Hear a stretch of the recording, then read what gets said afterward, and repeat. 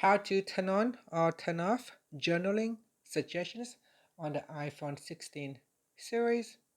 First, let's go back to the home screen by swiping up at the bottom of the screen. Then from the home screen, tap on Settings. Now in the Settings page, we scroll down and then tap on Privacy and Security. Next, scroll down and in here tap on Journaling Suggestions.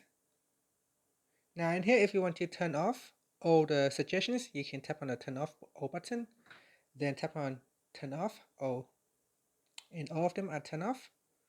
Or if you want to turn it on, you can tap on turn on all, and from the list of suggestions here, you can choose each individual items, such as media. So here's a clear media history if you want to switch it off, or you can tap on the toggle button to switch it on.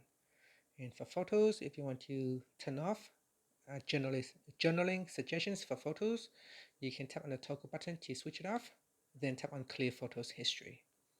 And that's it. After that, you can swipe up to return back to the home screen.